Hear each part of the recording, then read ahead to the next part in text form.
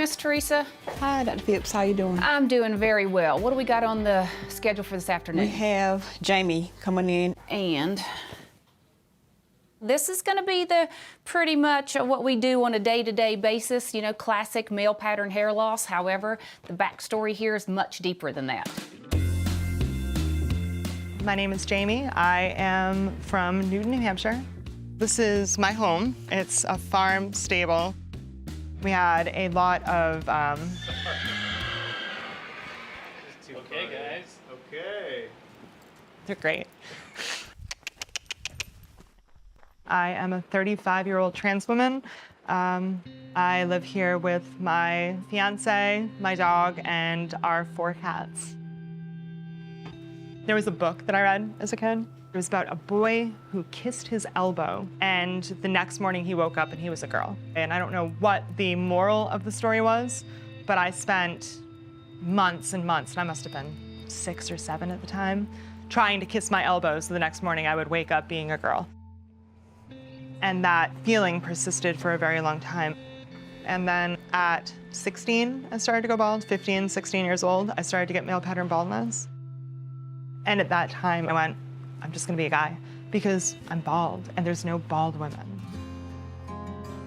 So I was living as a man till I was 32. One of the hardest parts of the day is getting ready because I get to see the baldness that I've got going on in full light in front of me.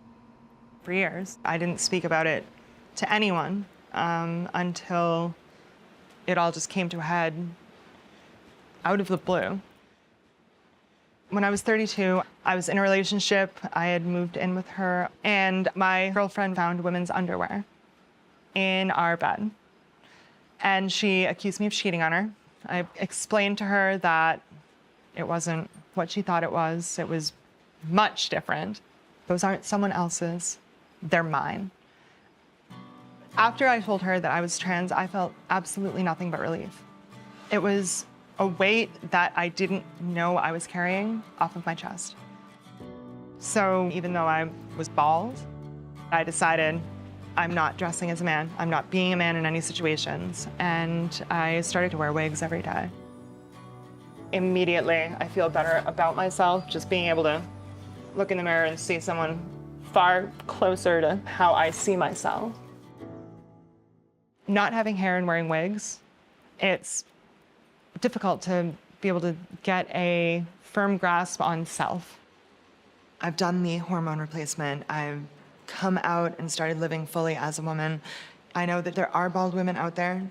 It's the fact that I have male pattern baldness in the way that when you look at my hairline, it looks specifically masculine. So my goal here is to finally have my own hair, to just be able to be myself.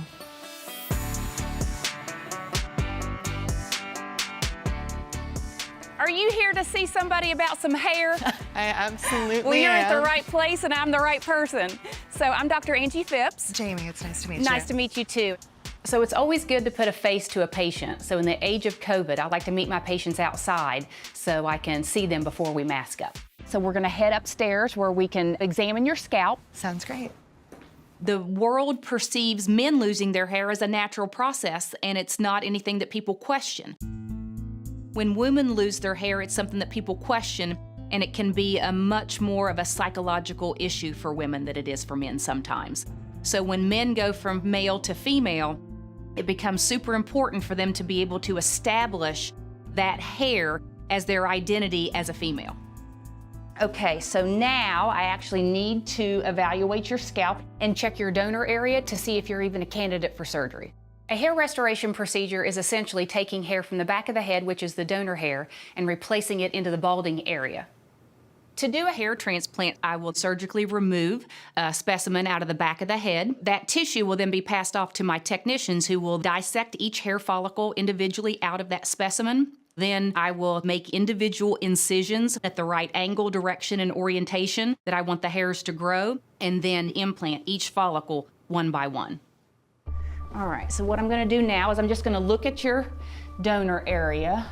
I really want to do this procedure for Jamie, but until I evaluate her donor hair area, I just don't know whether we're gonna be able to do it.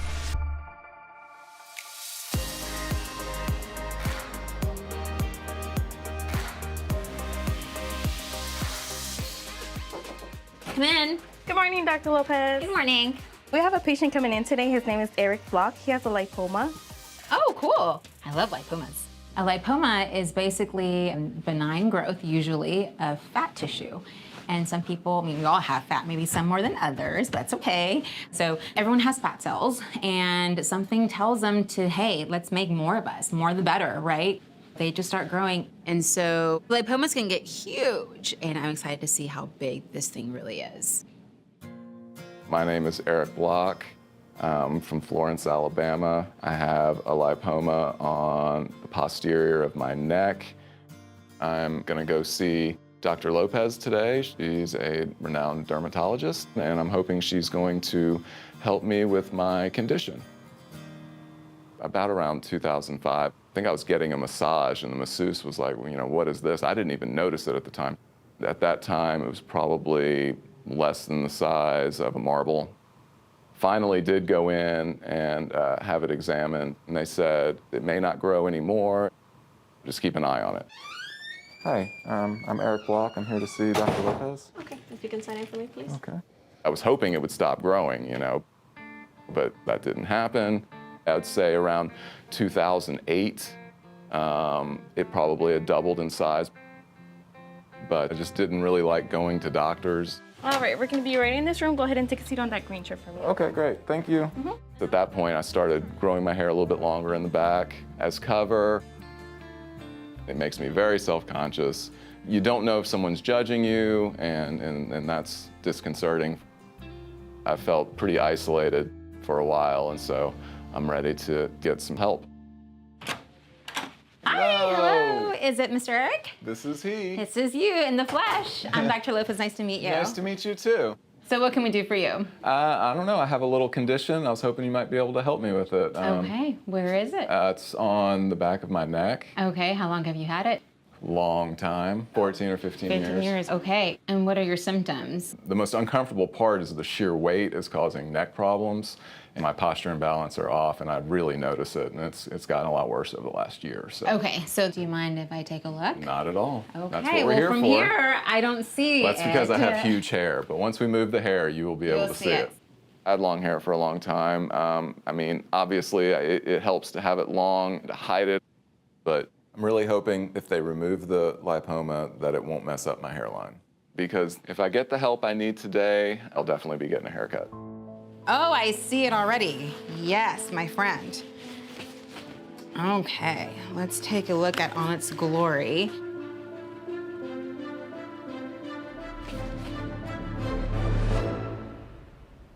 Oh, wow, that's like a melon. What I'm looking for is, one, if I'm able to help Eric in removing his large lipoma, and two, if removing the lipoma will change his hair in an unpleasant way. My only concern is it's about 25 centimeters. It is bigger than the biggest I've ever seen. The danger is not being such a big mass would require lots of lidocaine, and too much lidocaine can lead to toxicity from the lidocaine. So we may have to put him under general anesthesia to have it done, which can increase your risk of complications during the surgery. And then there's a more cosmetic concern because his hairline may be permanently altered.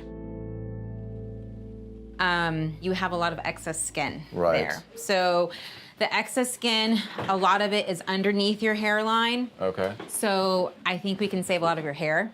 Okay. But a lot of the skin is gonna go. Have to go. Yeah. Okay. All right. And You so think you once can we do go- it? Yeah, I think I can. I think I can, and I hope you don't need, general anesthesia. I would prefer to avoid general if I can. Yeah. You know, I have a young daughter. It counts on me exclusively, so. Okay. How old is your daughter? She's about 13 and a half, going on 17. No. She's a great kid. 21. Yeah. There's a lot at stake for me, possibly having surgery. I'm a single dad. I don't really have much help. Her mom's not really around. I'm pretty much responsible for all her care.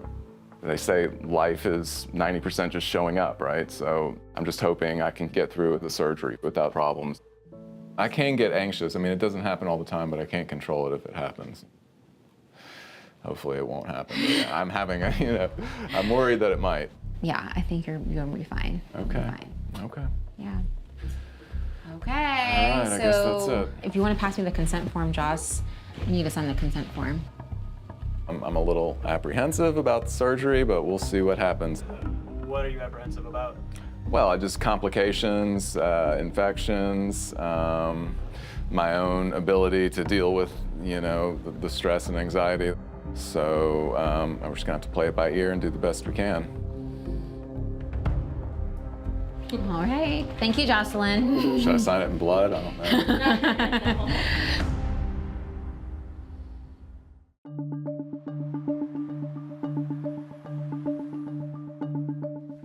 know. All right. Jamie is a transgender female who has experienced male pattern hair loss. In all other aspects of her life, she feels like she's accomplished being her true self. However, there's this one issue of hair loss looming over her bald head that she wants to see if she can address with the hair restoration procedure. One of the constraints with you for hair transplantation is you've got a small head. I do. And so I can only take out a certain amount of tissue, because you got a small head. So we'll see what we think that density will yield us. Best case scenario for Jamie is I would like to be able to harvest 3,000 grafts, but just given the overall smaller size of her head, I don't know if that will be possible. My own family members have suffered from hair loss and have underwent the procedure. So my litmus test with patients is if you're my sister or you're my cousin or you're my best friend, would I recommend a hair transplant to you? And if the answer is yes, we're gonna move forward with you. And if the answer to my family member would be no, then we're not gonna move forward with you either. This is my one and only chance. Otherwise, it's wigs for the rest of my life. And if it's just wigs for the rest of my life, I will feel like I will never be whole. That I am always dressing up to be a person that I'm just supposed to be. But I do consider you a very good candidate for surgery. I am super excited. Yay! So I tell my patients, don't look in the mirror and expect to see any hair growing for at least 6 months. Okay. Now here's what happens. Here's your skin. I make the little incisions and we put the hair follicles in. Now, the root of the hair follicle has been taken out of the back of your head and now it's in the front or top of your head. The root is very smart. It knows we moved it from one spot to the other. And when it detects that change in physical environment, this root's gonna get scared. And when the root gets scared, it's metabolically gonna shut down or go dormant temporarily, okay? And then when it goes dormant though, the hair that was attached to it is gonna detach and it's gonna fall out. Mm-hmm. So when you leave today after surgery, you're gonna have little tiny bristles of hair sticking out all over the place. And then in about 2 weeks to a month, all of those little hairs are gonna start to shed out and you're gonna see them in the sink and in the floor and in the drain, and don't freak out. Okay, absolutely. It's not your graft or follicle coming out. It's just the root's going dormant and the shaft is detaching from that dormant root, okay? All of the roots have been surgically implanted below the surface of the skin. The skin has healed and they're there. But now they're dormant. And the crazy thing is that the dormant phase of a hair follicle life cycle lasts for 3 to 5 months. Okay. So for 3 to 5 months after surgery, you're gonna look just like you do right now. There's not gonna be any new hair growing. Then, depending upon the length of your genetic resting phase, then the new hairs will start to grow. So in about 3 to 4 months, some of these roots are gonna start to wake up and produce the new hair shaft. They're not all gonna wake up at the same time and pop through the surface of the skin like a chia pet, which we don't want because that doesn't look natural, right? Absolutely. So the slow growing process of this adds to the naturalness of it. But in 3 months, maybe a couple of hairs come in. You look in the mirror, you can't see a couple of hairs. And then in 4 months, some more comes in. In 5 months, some more comes in. In 6 months, some more comes in. But it takes a good 6 months before hundreds and hundreds of those little hairs are starting to reemerge and grow to any length that when you look in the mirror, you can actually physically see something happening. Right. Okay? And then from 6 months to 8 months, then these hairs are coming in at a nice steady pace. It takes a long time to get results. This is what I call a delayed gratification cosmetic procedure. Other cosmetic procedures, you go in with something not being there and you come out and it's there automatically. This is a delayed gratification procedure that you really have to hold your patient's hand and encourage them to just not be overwhelmed or discouraged with how long it takes. Coming into all of this, my biggest fear was just straight up that it wasn't going to be able to happen, that she was going to say, you have too much loss, there's not enough that we can do for you. And now that we've gotten to this point, I just feel like I'm going to be able to just be normal. And that's all that I want. All right, let me put some glasses on and we're gonna get started in creating the generalized shape of the hairline and then we'll get started, okay? Absolutely. Okay, all right. I'm a bit anxious. I mean, just the idea of having my back of my head torn open and things shoved in the front is a little disconcerting, but I absolutely trust in her skill and put myself fully in her hands. So you should just feel me touching you and some pressure, but nothing sharp, okay?